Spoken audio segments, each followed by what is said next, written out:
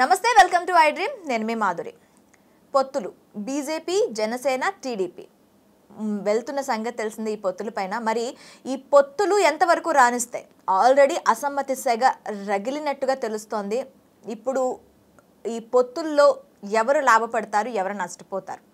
మనతో డీటెయిల్గా చెప్పడానికి స్టూడియోలో ఉన్నారు యానదయ్య గారు, టీటీడీ బోర్డు మెంబర్. ఆయన అడిగి డీటెయిల్గా తెలుసుకుందాం. నమస్తే సార్. నమస్కారం. టీడీపీ జనసేన బీజేపీ ఈ మూడు కూడాను మనకి పొత్తులతో వెళ్తున్నాయి. ఈ పొత్తులు ఎంతవరకు రాణిస్తాయి? పొత్తులు అంటే ఇప్పుడు చంద్రబాబు నాయుడు గారు క్లిష్టమైన పరిస్థితుల్లో ఆంధ్రప్రదేశ్లో పరిస్థితి వచ్చేసింది. ఈరోజు రాజ్యసభ ఖాళీ అయిపోయింది, శాసనమండలి దాదాపు ఖాళీ అయిపోయింది, తెలంగాణలో ఖాళీ అయిపోయింది, ఇంకుండేది అంత ఇంత ఆంధ్రప్రదేశ్లో. ఇప్పటికి చంద్రబాబు నాయుడుకి ఆంధ్రప్రదేశ్ ప్రజలు టూరిస్ట్ కింద చూస్తున్నారు. చంద్రబాబు నాయుడు గారు కానీ పవన్ కళ్యాణ్ కానీ వీళ్ళు వాళ్ళ ఆంధ్రప్రదేశ్కి చెందినటువంటి వ్యక్తులు కాదు. వాళ్ళకి కనీసం ఇన్ని సంవత్సరాలు రాదే సొంత ఇల్లు కూడా లేదు.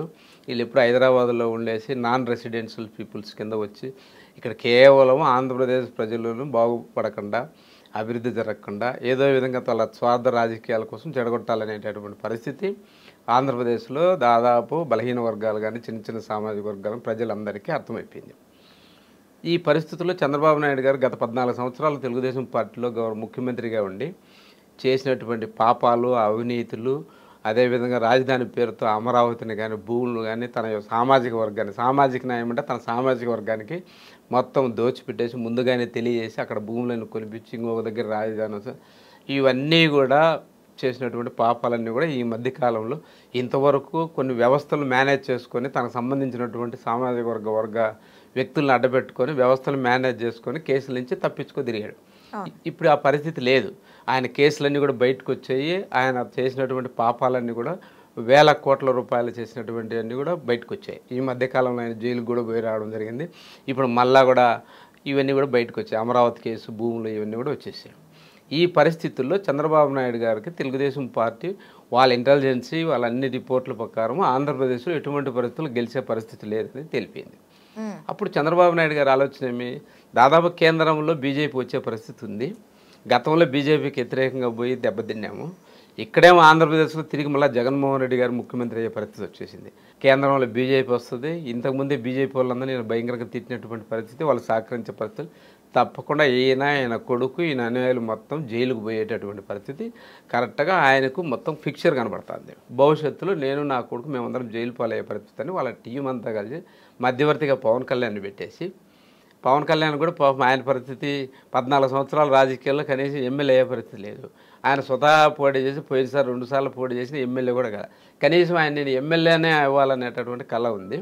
దీన్ని ఆయన్ని సుజనా చౌదరి, సీఎం రమేష్, గతంలో పంపించినటువంటి తెలుగుదేశం వాళ్ళందరూ బీజేపీలో పంపించినటువంటి వదిన గారు వీళ్ళందరి ద్వారా ఏదో విధంగా బీజేపీని మేనేజ్ చేయాలి. అయినా వాళ్ళు పలకపోతే ఈయన స్వయంగా 3 రోజులు కాపలా ఉండి మీకు ఎన్ని టికెట్లు కావాలన్నా ఇస్తాం, ఎంత డబ్బులు అయినా సరే, కనీసం ప్రధానమంత్రి నేను ముఖమే చూడకపోయినా కానీ అమిత్ షా ఆయన రాష్ట్రానికి వెళ్ళిపోయినా కానీ 2 రోజులు కాపలా ఉండి ఏదైనా సరే అక్కడ చేరకపోతే నేను జైలు పాలయ్యే పరిస్థితి ఉందని చంద్రబాబు నాయుడు గారు పవన్ కళ్యాణ్ ద్వారా వీళ్ళందరి ద్వారా. అంటే ఇది ఇంకో టాక్ కూడా ఉంది. ఇప్పుడు ఏదైతే చంద్రబాబు నాయుడిని అరెస్ట్ జరిగిందో అది జగన్మోహన్ రెడ్డి చేయించారు అనేది ఒక ఇదైతే, ఇంకొక వైపు ఏంటంటే ఇది బీజేపీ స్టాండే, బీజేపీయే చంద్రబాబు నాయుడిని అరెస్ట్ చేయించిందని.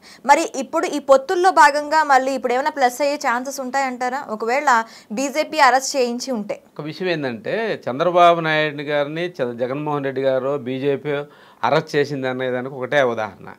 ఆయన గంటకు ₹1 లెక్కన పెట్టుకొని ప్రపంచవ్యాప్తంగా గుర్తింపు పొందినటువంటి లాయర్లు తెచ్చుకొని బెయిల్ కోసం పోయినాడు.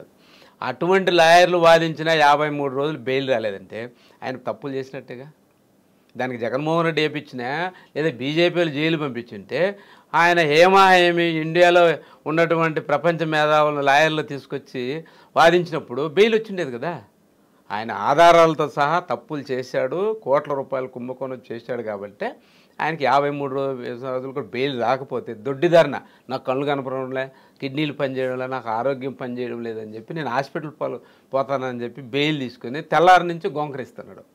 ఆయన నిద్ర లేచి నుంచి ఈ మేనేజ్ చేసుకుని బతకడం తప్ప అతనికి స్వతహాగా స్వచ్ఛందంగా నిబద్ధతతో రాజకీయాలు చేసే పరిస్థితి లేదు. ఎప్పుడు ఎవరో ఒకరిని మోసాలు చేసుకుని ఎన్టీ రామారావు గారిని మోసం చేసుకుని పార్టీ లాక్కున్నాడు, తన బామర్దులను అడ్డపెట్టుకొని ముఖ్యమంత్రి అయ్యాడు, తన బామర్దులను మోసం చేసి వాళ్ళందరూ వేశాడు. తర్వాత జూనియర్ ఎన్టీఆర్ అవసరం కాబట్టి వాడుకున్నాడు, ఆయనకి జనాలన్నీ వెనక వస్తున్నారని చెప్పి ఆయన తరిమేశాడు. చంద్రబాబు నాయుడు నైజం అంతా కూడా ఇదే పరిస్థితి. ఒకరు లోపలేపేయాల్సిన పని లేదు, ఆయన చేసిన పాపాలన్నీ కూడా బయటకు వచ్చాయి. బీజేపీ లోపలేపించాల్సిన పని ఉంది. కేవలం ఆయన ఆలోచన ఒకటే, ఎందుకంటే గతంలో 2019 ఎన్నికల ముందు సీఎం రమేష్ గారు కానీ సుజనా చౌదరి రాజ్యసభ సభ్యులపైన వాళ్ళ అవినీతులపైన వాళ్ళ బినామీ కంపెనీలపైన సిబిఐ రైడ్ చేసి బీజేపీ చేసి బయటపడింది. ఎప్పుడైతే ఎలక్షన్ అయిపోయిన తర్వాత ఈ రాజ్యసభ సభ్యులు వెళ్ళిపోయి బీజేపీలో జాయిన్ అయ్యారు. జాయిన్ అయిన తర్వాత వాళ్ళు వదిలేశారు. అది చంద్రబాబు నాయుడుకి క్యాలిక్యులేషన్. నేను కూడా ఈరోజు బీజేపీలో ఉంటే నా పాపాలన్నీ కూడా ఇలా ఉన్నట్టు కూడా శబ్దతగా ఉంటుంది. బీజేపీని అడ్డపెట్టుకొని నేను సేఫ్ సైడ్లో ఉండాలని పోయినాడు తప్ప 1% ఆంధ్రప్రదేశ్లో ఓటు బ్యాంకు లేనటువంటి 100 ఓట్లు కూడా రాని బీజేపీకి ఈరోజు 6, 8 ఎన్ని అడిగితే వాళ్ళు 25 అడిగినా ఇచ్చిండేవాడే. కాకపోతే బీజేపీకి ఈరోజు 25 పార్లమెంట్లో పెట్టే క్యాండిడేట్లు లేరు, వాళ్ళ పరిస్థితి లేదు, క్యాడర్ లేదు కాబట్టి వాళ్ళు మాకు 6, 7 ఇచ్చేసాలు 10 అసెంబ్లీ. అంటే బీజేపీకి ఆలోచన ఏమంటే మాకు కనీసం 1% ఓట్ బ్యాంక్ లేనటువంటి రాష్ట్రంలో ఇన్ని పార్టీలు సపోర్టు చంద్రబాబు నాయుడు గారి డబ్బులతో మా పార్టీ ఎస్టాబ్లిష్ అవుతుంది. రేపు చంద్రబాబు నాయుడు టూలెట్ బోర్డు అయిపోయింది అనుకో, కనీసం మా పార్టీ రెండో పార్టీగా నిలబడుతుంది కదా. అది బీజేపీ వాళ్ళ ఆలోచన. ఇంత భంగపడుకుంటున్నారు కదా, వాడుకున్నారు. పవన్ కళ్యాణ్ గారేమో ఎమ్మెల్యే తెస్తాలని ఆయన ఉన్నాడు, చంద్రబాబు నాయుడు గారేమో నేను జైలు పోకుంటే చాలు కాపాడుకుంటేస్తాలని ఈయన. ఇది ఈ పొత్తుల యొక్క సారాంశం. ఓకే, ఇప్పుడు 10 మందితోని నడిపించి ఒకవేళ టీడీపీ ఖాళీ అయిపోతే తాము అసెంబ్లీలో ఉంటాము అనుకుంటున్నారు.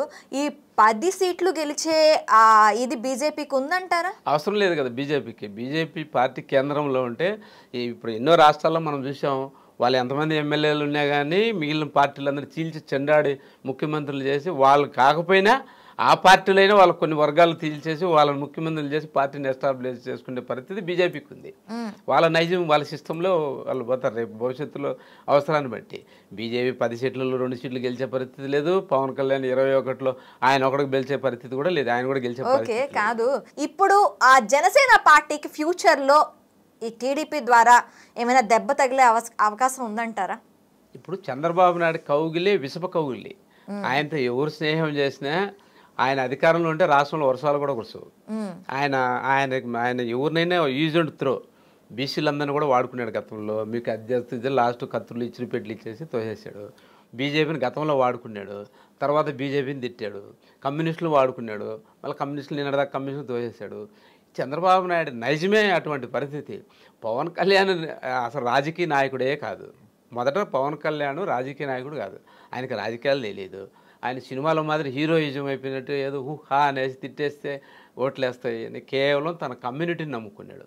ఆ కమ్యూనిటీ కూడా పాపం ఏమైనట్టు మా పవన్ కళ్యాణ్ ఒరే ముఖ్యమంత్రి అయిపోతాడేమో, పాపం చిరంజీవి కాలేకపోతే ఈయనైనా అవుతాడేమో అని ఆలోచన. ఈయన చంద్రబాబు నాయుడు ముఖ్యమంత్రిని చేయాలా, చంద్రబాబు నాయుడుకి అమ్ముడు పోయినాడు అనేది ఇప్పుడు అర్థమైపోయింది వాళ్ళకి. ఎప్పుడైతే ఎంపీ పొడి చేయాలన్నా, ఎమ్మెల్యే పొడి చేయాలి, 20 ఇచ్చినా సరే, 15 ఇచ్చినా సరే, ఎన్ని ఇచ్చినా సరే, లేదా నాకు ఒక సీట్ ఇచ్చినా నేను ఎమ్మెల్యే అయిపోతే చాలు అనేటటువంటి పరిస్థితి పవన్ కళ్యాణ్కి వచ్చింది. పవన్ కళ్యాణ్ ఎందుకంటే 14 సంవత్సరాలు పార్టీ పెట్టాడు. పార్టీ పెట్టిన తర్వాత చంద్రబాబు నాయుడుకి మిలాఖర్ అయిపోయి ఆ రోజు కూడా సపోర్ట్ చేశాడు. తర్వాత చంద్రబాబు నాయుడు గారి కోసమే ఈ కమ్యూనిస్ట్ పార్టీలతో కలిసి పక్కన 14లో పోటీ చేయడము ఒకటి. 19లో ఎందుకు చేశాడు? తెలుగుదేశం డబ్బులు తీసుకొని చంద్రబాబు చెప్పిన వాళ్ళు క్యాండిడేట్లు ఎందుకు పెట్టాడు అప్పుడు అంటే, ఆ రోజు చంద్రబాబు అధికారంలో ఉన్నాడు కాబట్టి యాంటీ గవర్నమెంట్ వ్యతిరేక ఓటు చీల్చాలి, జగన్కు పడకుండా, జగన్మోహన్ రెడ్డి గారికి రాకుండా ఈయన కొన్ని ఓట్లు చీల్చాలని. ఈరోజు పవన్ కళ్యాణ్ మాట్లాడుతున్నాడు, గవర్నమెంట్ యాంటీ ఓటు చీలకూడదు, అన్నీ ఒకటికి రావాలని. ఆ రోజు ఏమి చంద్రబాబు నాయుడు అధికారంలో ఉన్నప్పుడు చంద్రబాబు వ్యతిరేక ఓటును చీల్చాల. పవన్ కళ్యాణ్ ద్వారా కమ్యూనిస్ట్ పార్టీలను, పవన్ కళ్యాణ్, బీఎస్పీ అన్నిటి పెట్టి గవర్నమెంట్ యాంటీ ఓటు అన్ని కూడా జగన్మోహన్ రెడ్డి గారికి రాకుండా కొన్ని ఓట్లు చీల్చితే నియోజకవర్గానికి 5,000, 10,000 చీల్చి చంద్రబాబు నాయుడు మళ్ళీ ముఖ్యమంత్రి చేయాలనేది పవన్ కళ్యాణ్కి ఒకే అజెండా. చంద్రబాబు నాయుడు గారి దగ్గర ప్యాకేజీ తీసుకుని చంద్రబాబు నాయుడు గారి పార్టీని బతికించేదానికే పవన్ కళ్యాణ్ పార్టీ పెట్టుకున్నాడు. కానీ ఆయనే ముఖ్యమంత్రి అయిదామనో, లేకపోతే ఆయనేమో ఈ రాష్ట్ర ప్రజలకు ఏదో చేద్దామని ఉన్న రోడ్లలో గుంతలు దేవి ఆడు కూర్చొని నిలబడుకు ఇది గుంతల రోడ్డు అని చూపించేటటువంటి నాయకుడు నాయకుడు అవుతాడు? పవన్ కళ్యాణ్ 14 సంవత్సరాల్లో 175 నియోజకవర్గాల క్యాండిడేట్లు కానీ, క్యాడర్ కానీ ఎప్పుడైనా డెవలప్ చేశాడా? కనీసం పార్టీ కార్యాలయాలు ఉన్నాయా? మరి ఆయనకి ఎంతసేపు చంద్రబాబు నాయుడు గారిని ముఖ్యమంత్రి చేయాలి, చంద్రబాబు నాయుడు గారికి ఏదో చేయాలి, చంద్రబాబు నాయుడు పరిస్థితి అయిపోయింది, 2 కాళ్ళు పడిపోయినటువంటి పరిస్థితి ఎత్తిపోయింది. దానికి సపోర్ట్కి ఈ పక్క ఒకడు పెట్టుకునేదానికి పవన్ కళ్యాణ్ ఒక సంఖలో కట్టే, బీజేపీని ఇంకొక సంఖలో కట్టే తెచ్చిపెట్టాడు. ఇది పవన్ కళ్యాణ్ పరిస్థితి. పవన్ కళ్యాణ్ జీవితంలో రాజకీయ నాయకుడు కాడు. రేపు కూడా ఆయన పిఠాపురం కాదు, గతంలో గాజువాకు పోటీ చేశాడు, భీమవరం పోటీ చేశాడు, పోయినాడు. మన చెప్తున్నాడు ఆ 2 ఓడిపోతాయని ప్రచారం అప్పుడే నాకు తెలిసిపోయిందంట. నిన్న చెప్తున్నాడు. ఈరోజు పిఠాపురంలో గెలుస్తాడేనా? కేవలం ఒక కులాన్ని నమ్ముకొని రాజకీయాలు చేయాలనుకునేవాడు ఎట గెలుస్తాడు? పిఠాపురంలో 90,000 కాపులు ఓట్లు ఉన్నాయంటున్నారు. 90,000లో దాదాపు 80,000 మంది పేద ప్రజలైనటువంటి కాపులకి జగన్మోహన్ రెడ్డి గారు ప్రతి ఇంటికి సంక్షేమ పథకాలు అందించాడు. మరి చంద్రబాబు నాయుడు వస్తే సంక్షేమ పథకాలు తీసేస్తున్నాడు కదా. మొన్నటి వరకు చంద్రబాబు నాయుడు ఏమన్నారు? ఇది శ్రీలంక అయిపోతుంది, ప్రజలందరినీ పేదలందరినీ సోమరిపోతులు చేస్తున్నాడు, డబ్బులు అకౌంట్లో వేస్తున్నాడు, జగన్ సర్వనాశనం చేస్తా ఆంధ్రప్రదేశ్. ఇప్పుడేమో ఆయన ఒక బటన్ నొక్కితే నేను 5 బటన్లు నొక్కుతాను అంటున్నాడు. అంటే ఇప్పుడు నువ్వేం పాకిస్తాన్ చేస్తావా? ఏం చేద్దాం అనుకుంటున్నావు? అంటే చంద్రబాబు నాయుడు చరిత్ర అంతా కూడా ఎన్నికలు వస్తే ఒక మాట మాట్లాడాలి, ఎన్నికలు అయిపోయిన తర్వాత ఏరు దాటిన తర్వాత వేటి మల్లన్న తర్వాత బోడి మల్లన్న అని ఏదో సామెత ఉంది. ఆ మాదిరి చంద్రబాబు నాయుడు చరిత్ర. వీళ్ళు కూడా అంతే, బీజేపీ వాళ్ళు వాడుకున్నాడు, అప్పుడు మళ్ళీ బీజేపీని తిట్టాడు, ఇప్పుడు మళ్ళీ పోయి వాళ్ళకి సాష్టాంగ నమస్కారం పెట్టి ఏమైనా సరే నన్ను చేర్చుకుంటే చాలు, మీకు ఎన్ని కోట్లు కావాలో ఎన్ని సీట్లు కావాలన్నా, కేవలం నేను జైలు పోనుకున్నాను. ఇది ఈ రాష్ట్రంలో పొత్తులు పెట్టుకునేటువంటి 3 పార్టీలు కానీ, చంద్రబాబు నాయుడు గారు కానీ, పవన్ కళ్యాణ్ కానీ, బీజేపీ వాళ్ళ సొంత అజెండా కోసము రాష్ట్రంలో పొత్తులు పెట్టుకున్నారు తప్ప వీళ్ళు ఎక్కడే కానీ రాష్ట్ర ప్రజల కోసం కానీ, ఆంధ్రప్రదేశ్ ప్రజలకు ఇచ్చినటువంటి బీజేపీ ఇచ్చినటువంటి హామీలు కానీ చంద్రబాబు నాయుడు గారు కనీసం ఒక్క మాట ఆంధ్రప్రదేశ్ మీకు ప్రత్యేక హోదా ఇస్తామని ఒక మాట చెప్పించగలిగాడా? లేదా ప్యాకేజ్ అన్నాడు ఆయన హయాంలో ఏం ఇచ్చిన ఆంధ్రప్రదేశ్కి రావాల్సినట్టు ఏమైనా మాట్లాడారా? మరి ఏం మాట ఎందుకోసం ఈరోజు బీజేపీని ఆ రోజు పొత్తు పెట్టుకొని పోటీ చేశావు? ఎందుకోసం బీజేపీని ప్రధానమంత్రిని ఆ విధంగా తిట్టావు? ఎందుకోసం ఈరోజు మళ్ళీ బీజేపీ పంచన చేరావు? సమాధానం చెప్పాల్సిన పరిస్థితి ఉంది. ఆంధ్ర ప్రజలేమి ఈ కాలంలో ఏమి వీళ్ళు చెప్పినట్టు వీళ్ళు గుడ్డిద్దు బయలు దూకినట్టు అడిగితే పరిగెత్తే పరిస్థితి లేరు. ప్రజలందరూ కూడా చంద్రబాబు నాయుడు గారు నైజం రాజకీయాల కోసం ఆయన ఏం చేస్తాడా, బీజేపీలు ఏ స్వార్థంతో చంద్రబాబు నాయుడుతో పొత్తు పెట్టుకుని నిన్న దగ్గరికి రాని వాళ్ళు పొత్తు పెట్టుకున్నారా? పవన్ కళ్యాణ్ ఏదో చుట్టం చూపుగా వచ్చి ఎందుకు పోతున్నాడా? ఈయన రేపు గెలిపిస్తారు, ఆ నియోజకవర్గంలో ఏదైనా సమస్య అయితే ఎమ్మెల్యే పనికొస్తారు, పోతాడేనా? ఈయన హైదరాబాద్లో సినిమాలు తీసుకుంటూ ఉంటాడు. కాబట్టి ఈ రాష్ట్రంలో, ఆంధ్రప్రదేశ్ రాష్ట్రంలో వీళ్ళంతా కూడా నాన్ రెసిడెన్షియల్ పీపుల్స్. ఈ పార్టీలన్నీ కూడా సెల్ఫ్ స్వార్థాల కోసము, ఈ రాష్ట్ర ప్రజల అభివృద్ధిని అడ్డుకునే దానికోసమే వీళ్ళంతా ఉమ్మడిగా వచ్చినాయి. ఈ ముగ్గురే మీరు అనుకుంటున్నారు. కాంగ్రెస్ పార్టీకి డబ్బులు పెట్టింది జగన్మోహన్ రెడ్డి కుటుంబంలో రచ్చబెట్టి డబ్బులు పెడతా ఉండేది చంద్రబాబు నాయుడు గారే. చంద్రబాబు నాయుడు ఈ పక్క ఆ పక్క సంఖలో ఉన్నటువంటి సిపిఎంను కాంగ్రెస్ పార్టీకి జత చేసింది చంద్రబాబు నాయుడే. మా ఆంధ్రప్రదేశ్లో ఉండే అన్ని రాజకీయ పార్టీలను కూడా చంద్రబాబు నాయుడు గారు నడుపుతున్నారు. ఇప్పుడు అదొక పక్క నడుస్తుంది, ఇదొక పక్క నడుపుతున్నాడు. కేవలం వైఎస్ఆర్ కాంగ్రెస్ పార్టీకి మాత్రం జగన్మోహన్ రెడ్డి గారు మాత్రమే ప్రజలే పొత్తు. ఈ రాష్ట్రంలో నేను దేవుడిని ప్రజలు నమ్ముకున్నా, పేద వర్గాలకు నేను చేసిన సంక్షేమ పథకాలు నా ప్రజలు, నా బలహీన వర్గాలకు చెందినటువంటి వాళ్ళకి ఈ రాష్ట్రంలో పార్టీ లేకపోయినా భారతదేశంలో ఎన్నో ఏళ్లుగా 30 సంవత్సరాలు ముఖ్యమంత్రిగా ఉన్నటువంటి బీసీ ముఖ్యమంత్రి కూడా చేయని విధంగా రాష్ట్రంలో బీసీల కోసం ఎన్నో చేసినటువంటి ముఖ్యమంత్రి జగన్మోహన్ రెడ్డి గారు. ప్రజల్ని నమ్ముకున్నాడు. అందుకే ఈరోజు ప్రజలు జగన్మోహన్ రెడ్డి గారు బ్రహ్మరథం పడుతున్నారు. తిరిగి 175 కళ నెరవేరబోతోంది. ఆ దెబ్బతో జగన్మోహన్ రెడ్డి సీఎం అవడం తప్పదు, చంద్రబాబు నాయుడు జైలు పోవడం తప్పదు అనేటువంటి భయంతో ఈరోజు యూపీలో చేరేసి పవన్ కళ్యాణ్ ద్వారా ఏం చేసుకున్నారు తప్ప వీళ్ళేం ఆంధ్రప్రదేశ్ ప్రజల మీద ప్రేమతోనో వీళ్ళేదో గెలుస్తామనో వాళ్ళు కలిసే కొద్దీ ఎందుకు గెలుస్తారు? చంద్రబాబు నాయుడు గారు కానీ ఆంధ్రప్రదేశ్లో గెలిచే సత్తా ఉన్నప్పుడు బీజేపీ వాళ్ళు కాళ్ళు పెట్టుకోవాల్సిన అవసరం ఏంది? పవన్ కళ్యాణ్ కాళ్ళు పెట్టుకోవాల్సిన అవసరమే? కాంగ్రెస్లో పోయి వాళ్ళందరికీ డబ్బులు ఇచ్చి కాళ్ళు పెట్టుకోవాల్సిన అవసరమే వచ్చింది?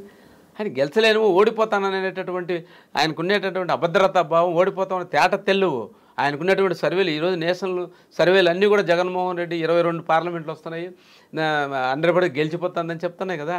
వాళ్ళు ఏదో వాళ్ళకున్న ఎల్లో మీడియా 1-2 కొత్త సర్వేలు రాపించుకొని ఏదో చనిపోయి పాడి మీద ఉండేటదాన్ని పైకి లేపేటటువంటి పరిస్థితి వాళ్ళు చేసుకుంటారు కదా. చంద్రబాబు నాయుడు గారు క్లియర్గా తెలుసు ఆంధ్రప్రదేశ్లో ఓడిపోతున్నాం తెలుసు. ఇది ఈ రాష్ట్ర రాజకీయాల పరిస్థితి. తప్పకుండా ఈ రోజు నుంచి ఇంక ఎలక్షన్లోకి వచ్చేసినాం. తప్పకుండా 30-40 రోజుల్లోనే చంద్రబాబు నాయుడు భవిష్యత్తు తెలిపోతుంది. కానీ బీజేపీ వాళ్ళు కూడా వాళ్ళు ఇంక కాళ్ళు పట్టుకొని శాస్త్రాంగం అందని 3 రోజులు కాపలా కాస్తే ఏం చేస్తారు వాళ్ళు కూడా పాపమ్మ. అలాగ అసహించుకుని అసలు చంద్రబాబు ముఖం చూసే పరిస్థితి కూడా లేదు.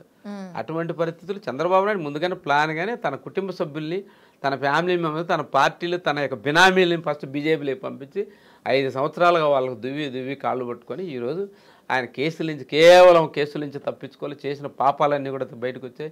ఈ రాష్ట్ర ప్రజలందరినీ మోసాలు చేసి కుంభకోణాలు అమరావతి పేరుతో ప్రజలందరూ పేద వర్గాలు అమరావతిలో ఎస్సీ ఎస్టీ బీసీల యొక్క భూములన్నీ దోచుకొని పేద వర్గాలకు చెందిన డీకేటీ భూములన్నీ దోచుకొని వాళ్ళ మంది మార్గం ఆయన సామాజిక వర్గం అంతా చేసుకునేటువంటి పరిస్థితి అవన్నీ కూడా బయటకు వచ్చాయి. తప్పకుండా చట్టము న్యాయమే గెలుస్తుంది, ప్రజలే గెలుస్తారు. ఎన్ని కూటములు వచ్చినా జగన్మోహన్ రెడ్డి సింగిల్గా వచ్చినట్టు సింహం. జగన్మోహన్ రెడ్డి వెనక రాష్ట్ర ప్రజలందరూ ఉన్నారు. జగన్మోహన్ రెడ్డి గెలిపించేటువంటి క్యాంపెయినర్స్ అంతా ప్రజలే. ఓకే అండి, thank you very much. Thanks.